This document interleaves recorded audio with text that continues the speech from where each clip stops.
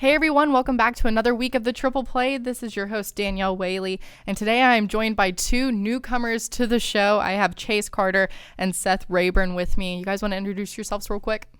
My name's Seth Raborn. I'm a journalism electronic media major here at UT, and hopefully I can keep my dream alive and keep doing this for the rest of my life. So we'll see how this goes, I guess. My name's Chase Carter. I'm actually a business major, but I'm going to minor in journalism because this is an awesome job, and I hope that this is my future instead of business, to be honest. And I'm a huge sports fan, so.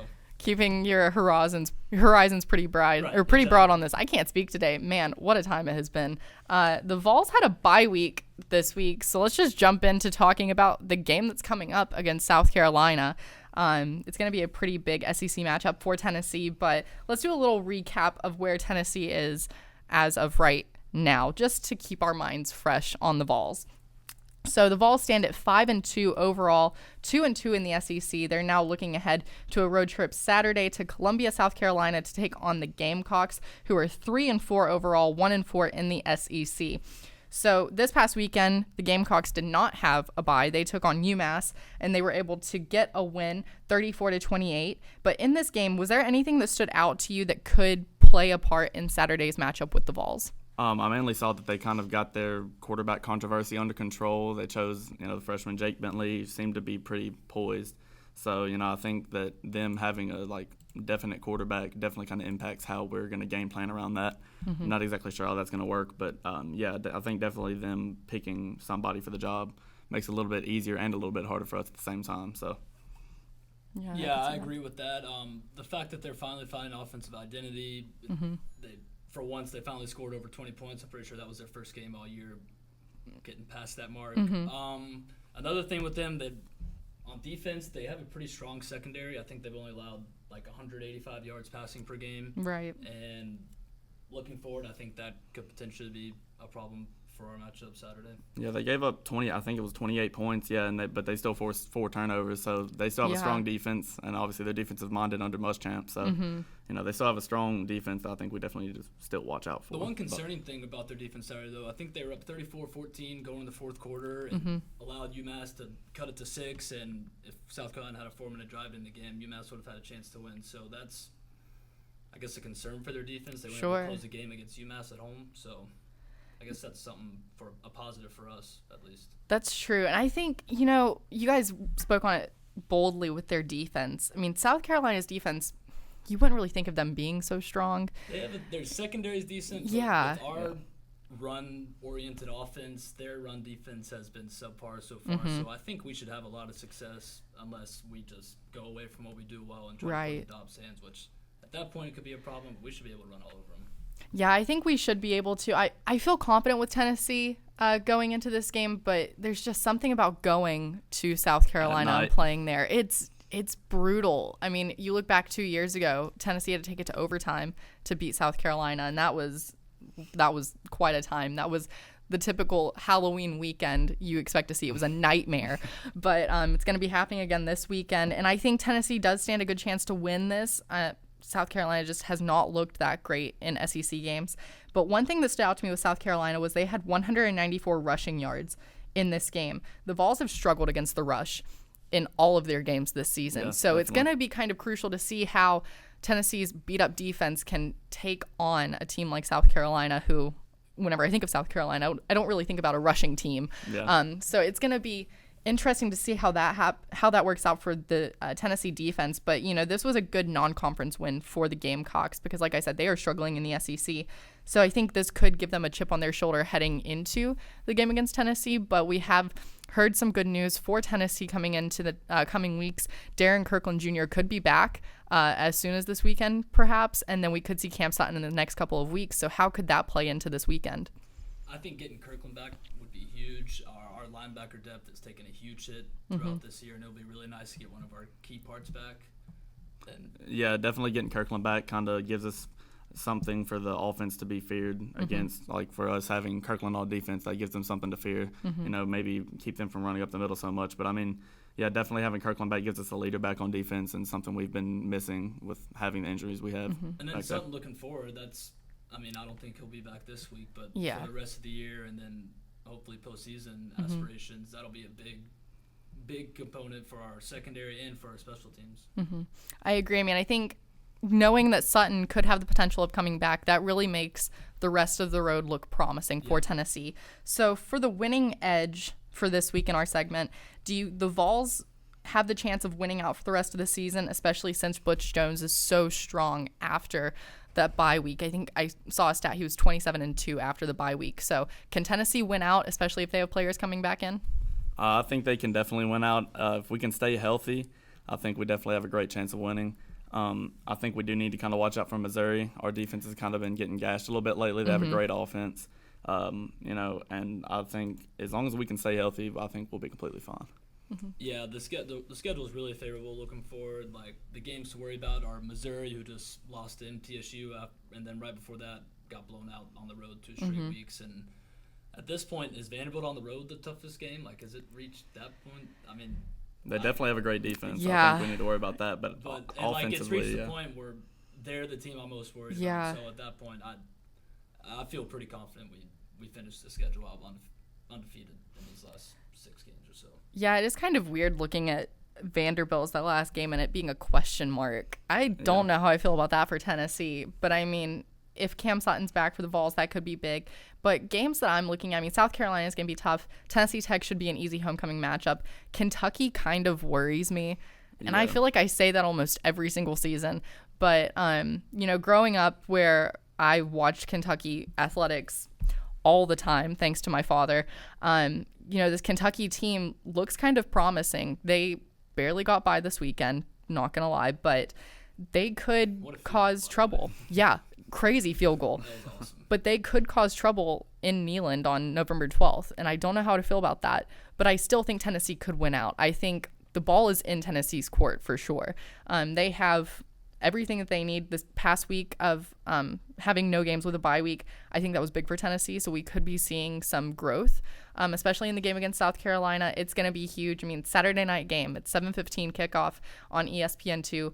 It should be big. So we'll see what happens with that. But I definitely think Tennessee could win out for the rest of the season.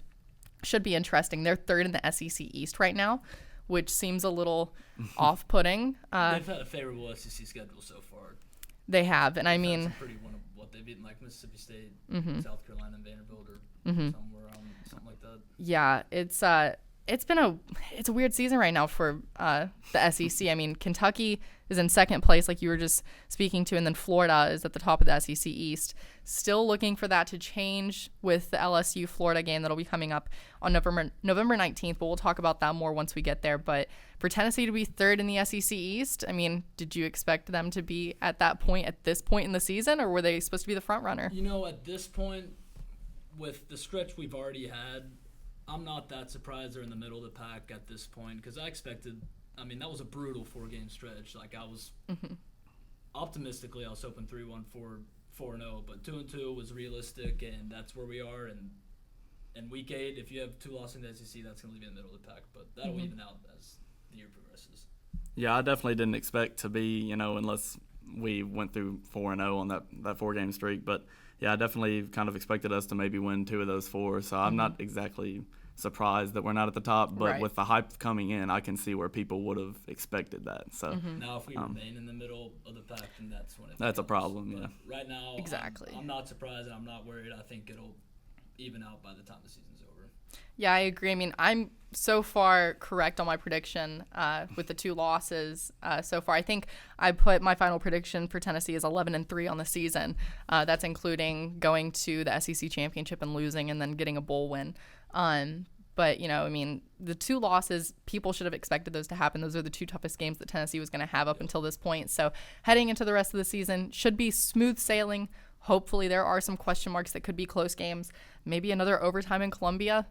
Who knows? It's going to be a big weekend. It's Halloween weekend. Anything happens. If there was a full moon, then it would just be even crazier. The game over. Exactly. Wave the white flag. Yeah, wave the white flag real quick.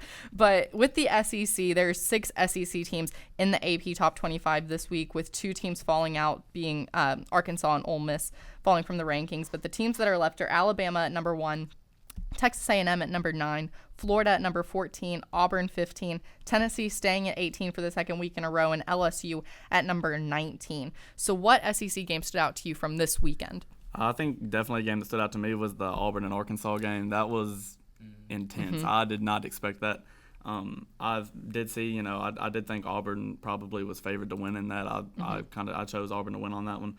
But 56-3, that was definitely something I've never seen. Yeah, Malzahn, I think he gave up his play calling duties a little bit earlier in the season, and ever since that happened, they have been just tearing it up. They've had like almost 1,700 yards of offense in the past 3 games. Yeah. They ran for 543. So, I mean, if they can get their run game going, and their defense is phenomenal. So if you put that up, I think, honestly, they're probably the best chance to beat Alabama this year. So. That's bold. Wow. Yeah. Off what you said. I was very impressed with Auburn. With that run game and that defense, they have a chance to beat anybody. And speaking of their defense, Carl Lawson is probably the most underappreciated great defensive player in the SEC. People always talk about Myles Garrett and Derek Barnett, but from a pass rushing perspective, he is just as good. He had 7 hurries Saturday. But in addition to Auburn, I was very impressed with LSU. It was great to see Leonard Fournette back, and man, he looked good. He looked insane. And their defense, like Auburn, is one of the best in the conference, and both of those teams have the right recipe to be a top 15 team. And it's nice to see them finally showing that. Yeah, it's another full house here with the picks. I also picked Auburn and Arkansas because that's just unheard of. Oh my gosh. It's insane. It's ridiculous. I mean, Arkansas was kind of like exactly. Yeah, I mean, Arkansas the past few weeks. I mean, I looked at them as being the team that could beat Alabama because, I mean, they've just looked so strong. They have but in this more explosive offenses in the conference than Auburn. Yeah, and that's something we're not used to seeing so far or recently from Arkansas. It's such a strong team with Arkansas. I mean, this is unheard of. The past few years, they'd have glimpses of success, but then they would just fall apart. And I mean, it's kind of been Arkansas the past decade, you could say. You thought after that win at Ole Miss that they were going to turn something around. And then Auburn ran them real quick. Maybe they're not there yet. What surprised me so much was Arkansas's offensive line. They've been like that's been the staple of their program has been their offensive line. They're massive. They didn't generate any push. Yeah, and they just got tore up. So that was impressive to see. But I think it's just going to make the matchup between Auburn and Alabama all that much more sweeter, like you said, Chase. I'm so excited about it now. I'm excited for the matchup in Death Valley between Bama and LSU. Also true. Both of those games are going to be sweet. But Bama in itself is probably the best run defense in the country. So either those two teams be able to run on them like they can anyone else. No one else has been able to do it yet. Yeah, it's so weird. This weekend in the SEC was just mind-boggling. That's the only word I can think of. Perspective to who's good and exactly. Who's not. Yeah, and I mean, it's really putting spotlights on future games, which we've already talked about. But with Fournette playing as well as he did, I'm really excited to see that November 19th matchup between Florida and LSU. I mean, if Fournette plays like he did, we could just see it being a blowout for LSU. I know a lot of Tennessee fans would be really happy to see that. As a Tennessee fan, that win Saturday made me much more optimistic and excited for that matchup for our gains. Sure. And I mean, even in the SEC in general, having that game be so dynamic now looking ahead, I mean, we're still weeks out from that game happening, but that could be a turning point for the SEC this season, not just for the East, but for the West as well, because this could push LSU back into contention. So, I mean, anything's possible with this. I think it's going to be a really fun month of November that we're going to be getting into soon with the season winding down. There's going to be a lot of close games coming up, I think, but a lot of explosive games as well. And that's just highlighted from this weekend in the SEC. It's just been crazy. LSU beat Bama and Florida back-to-back weeks. Yeah. All of a sudden they're in the driver's seat. Exactly. It'd be crazy. It'd be insane. And speaking of Bama, we're going to go to our winning edge, or not the winning edge, excuse me. We're going to go to our quick take segment this week and talk about Alabama because they seem to be the team of college football right now because they are still undefeated. They are just perfect on both sides of the ball, basically. So for the quick take this week, the game of the weekend that most people talked about in the SEC was going to be Texas A&M against Alabama to see who was going to be the top team in the West. With Alabama winning, they're still perfect, like I said. So will Alabama stay undefeated for the rest of the season? Can they win out? I think they're definitely going to win out. They almost look unstoppable. Their defense is just littered with NFL talent. explosive. Jalen Hurts has provided a crazy amount of just like dual threat. Like you never know what's going to happen there. So I think they definitely probably are going to win out. And when Bama gets on top of you, they don't really let you up. So that was our problem with them. We got down early, and after that, it just kind of took off. So I definitely think they're going to win out. Yeah, with the adjustments Kiffin's made with Hurts, putting a lot more zone read options into the game plan, along with no one being able to do anything against that defense until someone either stops that run game or moves the ball against that defense. No. Yeah. I don't think anyone's going to beat them. I look at their schedule of what's ahead, and I would love to see them maybe take a loss this season. I mean, they have LSU coming up. That could be a loss. Auburn as well. I mean, there's always the potential for that game. Both of those are going to be tough games. Two of their toughest opponents. Exactly. Those are definitely the two toughest they have left, because between those two games, you have Mississippi State and Chattanooga. Yeah. So, I mean, those are pretty much given wins for Alabama. So, will they most likely win out? Yes, I'm going to say they will. But, it's just going to be tough to beat Alabama. And with Jalen Hurts just being Jalen Hurts, it hurts to play against him. Yep, that's just how it is. But I definitely think Alabama could win out. They're too good. You can't stop them. There's no way you're going to stop Nick Saban and Lane Kiffin dual tandem. Yeah, it's ridiculous. It's crazy with college football. It's like it's the equivalent to the Patriots basically right now. Exactly. That's all I can see. Exactly. And no wonder they're the best in each college and NFL. Exactly. I mean, that's how football is. I mean, those are the dynamic duos right now in the world of football. So we're going to move over to the college football playoffs really quick. Those rankings will come out next week. It'll be the first ranking of the season for the CFP. That's going to be on November 1st. It'll come out. So based on the top 6 teams that are in the AP poll this week, I'll read you off those teams really quick. I mean, these are all teams that you expect to see in the top 10 really, but the top 6, I think we could see some fluctuations from these teams. But the top 6 that you have are Alabama, Michigan, Clemson, Washington, Louisville, and Ohio State. So if the season was supposed to end today, would you see these teams making it into the college football playoff, or would other teams be able to make their way in? I think definitely, as usual, you'll see a little bit of fluctuation. But I definitely would say that you're going to see Alabama there. With the remaining schedule left from Michigan, I think you'll see them there. And Washington looks like they're pretty much just going to run through their schedule. Yeah. I'm not exactly sure what happened with that whole Ohio State thing, losing to unranked Penn State and moving back to only 6. Yeah. But that kind of puts that into perspective as well. Not really sure how Ohio State's going to handle the rest of their schedule. So I definitely think for sure you're going to see Alabama. And I think that you could probably bet on Washington as being there too. I think the top 6, while it'll fluctuate, I think those 6 have kind of established themselves as the 6th best. And with Ohio State, while that loss was bad, they still control their own destiny. Yeah. And as long as they went out and take care of business and beat Michigan at the end of the year at home, they'll go to the Big Ten Championship, they'll win that, and this loss will be forgotten. So I think Alabama, unless they just blow a game, will be in it. Washington, they got a road game at Utah this week, I believe. And I think that if they win that, I don't see them not getting in. Clemson's got a road game at Florida State. So as long as they take care of that, I think those 3 teams will be in, and then the winner of the Michigan-Ohio State game. Although I'd love for Louisville to get in over Clemson, because it's fun to watch Lamar Jackson. I personally think they're the better team than Clemson, but they didn't win. Yeah, looking at the top 6 for me, Ohio State's loss to Penn State was really interesting because I have a lot of Penn State alums in my family. But Alabama, they're going to make it in for sure.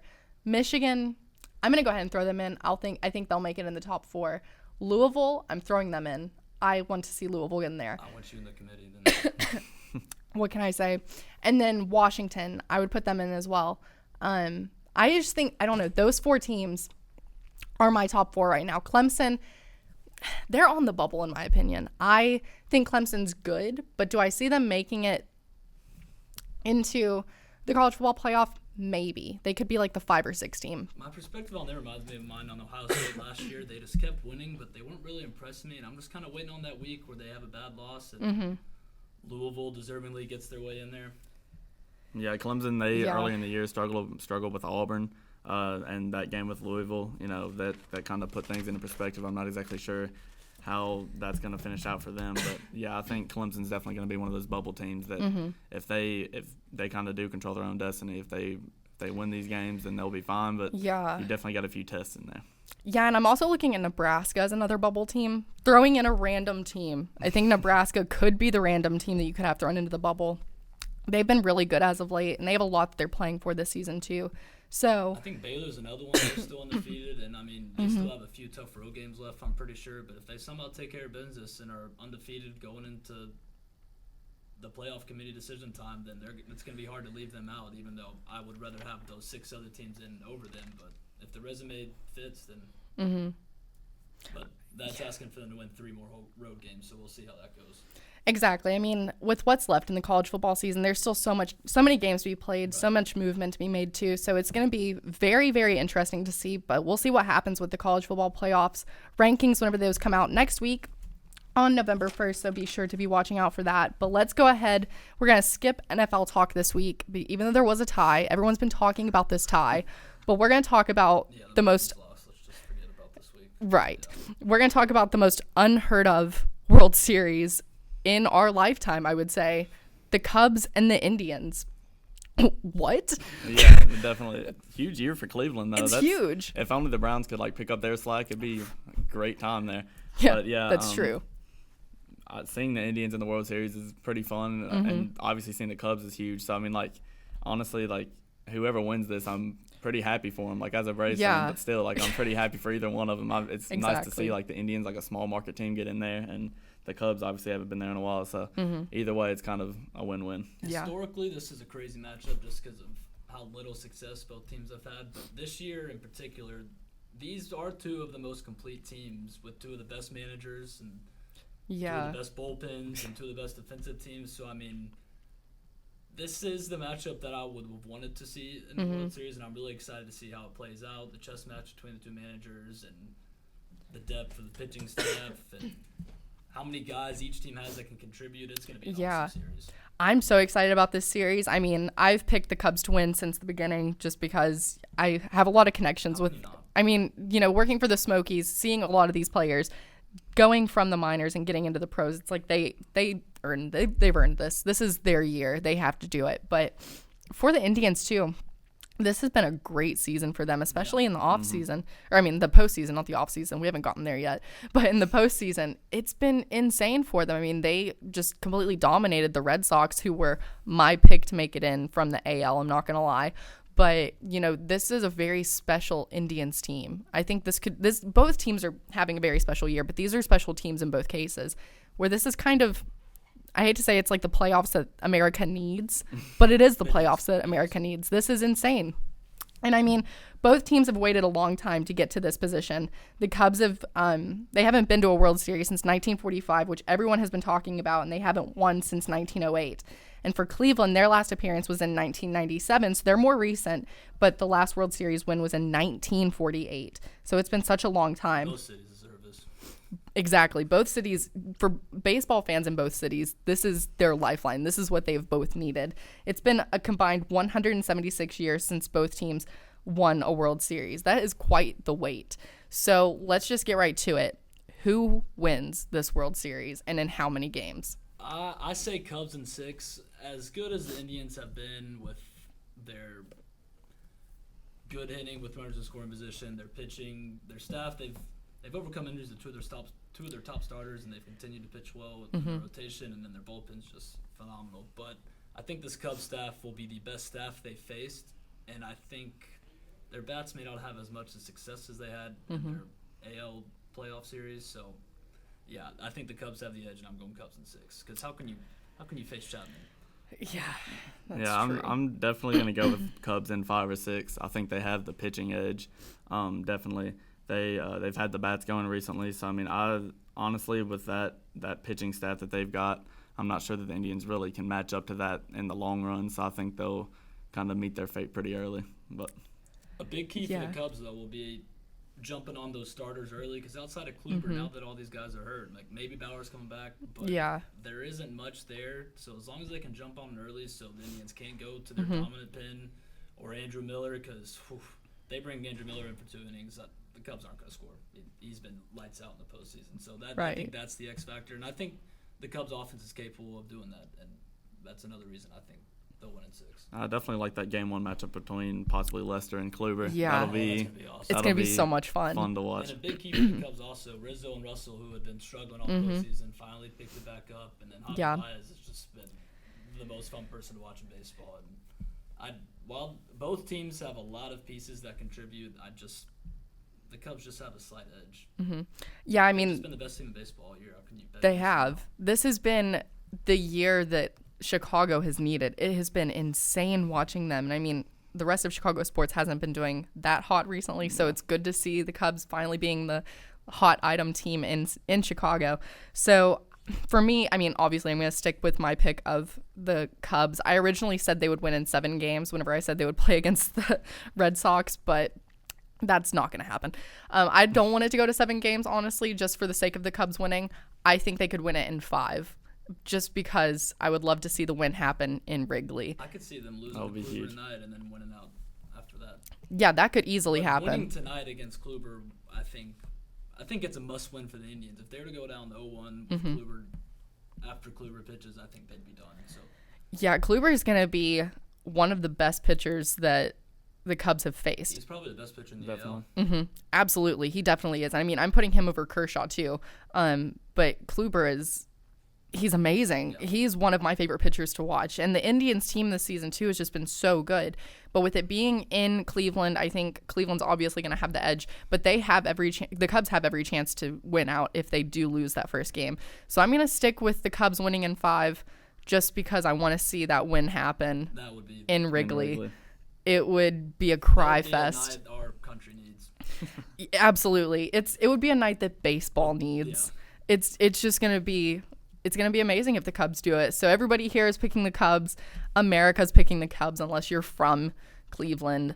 Then you're one of that 1% at this point. Everybody's going for the Cubs. Wouldn't it be pretty cool if the Cubs went up 3-1 and then the Indians won 3 straight, just like oh gosh. Man, I didn't even think of that. That would be so upsetting probably. So yeah, that would be Believeland. Yeah. It's gonna be such a dynamic World Series. I haven't been this excited about a World Series in a very long time. I haven't either. It's just 2 teams you wouldn't have like suspected. Like obviously, like you could tell early, like from the beginning, like Chicago was probably going to make a deep run, but the Indians kind of came out of nowhere. So, yeah. Even though the Cubs did start off hot, they remained hot, but it was just one of those things where I'd never seen it in my lifetime, so I never thought it would happen. So, yeah, it's definitely going to be really fun to watch. Definitely. I remember growing up, and I would watch the Cubs a lot since I couldn't watch the Pirates all the time. And I fell in love with the Cubs whenever I'd watch them. But after they lost in 2003, I think it was, with the whole Bartman mishap, who is now completely off the hook. Bartman's okay. Everyone loves Bartman now. That foul ball went to his seat with one out already recorded in the 9th inning, and that was just ridiculous for Chicago, or in the 8th inning, excuse me. But I remember just looking at my uncle, and I would say, why can't good things happen for our sports teams? And something finally good is happening for the Cubs. But one stat I do want to point out, because this is interesting, the Cubs on the road are 46-34 away from Wrigley, and the Indians are 53-28 at home. Yeah, they have one of the best home field advantages in baseball. Yes, and I mean, Progressive Field is ecstatic whenever it's a big game like this. I haven't gone there, but I've seen so much footage of games there from the fans' perspective. It's going to be a brutal game. Yeah. It is. All 7 games are going every new thing we talk about just makes me that much more excited. Yeah. It's going to be insane. I mean, this is what the World Series should be. It should be this much happiness and this much excitement around one series. But that is definitely a concern for the Cubs, though, because the Indians have field advantage. So it's really going to be crucial, I think, in one of these you got to split these first 2 games. You can't go down 0-2, go right. At home, because definitely at that point you give yourself no chance to win at home, and no matter what, you have to go back to Cleveland. So right. I think that's the main goal for Chicago in these first 2 games, is at least splitting. Definitely. It's gonna be a lot of fun. So game 1 for this World Series is going to be Tuesday night at 8 p.m. on Fox. So make sure you tune into that. It's going to be quite the time. I'm still just sitting here smiling talking about it. I'm so excited. So let's talk about the NHL really quick. The first week of the season is in the books. can't turn back now. Everything looks pretty good. But with everything that's happened so far, what team has caught your attention so far in the season? Yeah, I don't want to be cliche, but definitely I think the Predators have kind of caught everybody's eye. They started off 2-3, not as great as everybody really expected, but I definitely think PK Subban was a great addition. Yeah. I hated losing Shea Weber. That was huge for us, but bringing in PK Subban kind of brings in that offensive power we need from like our defense, and you can already tell early in the season our goal scoring has gone up quite a bit. Yeah. Obviously, you could see the other night.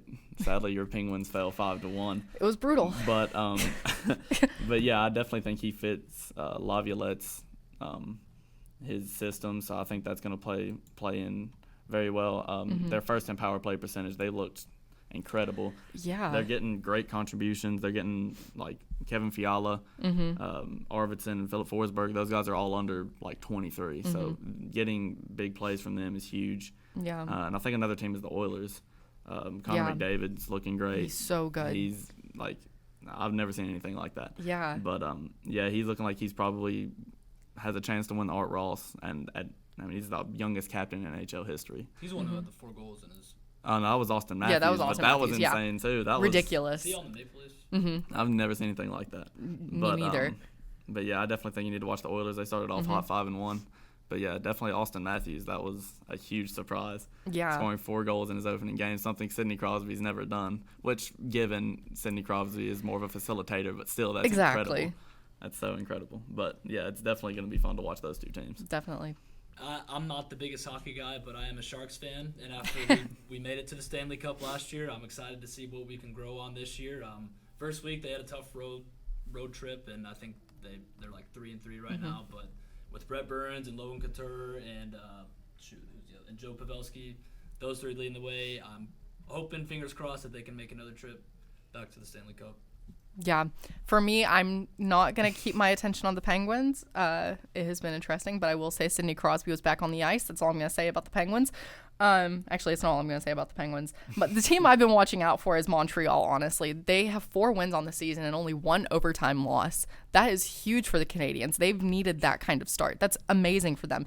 And they're leading right now with goals per game. They're first with they have 4 goals per game.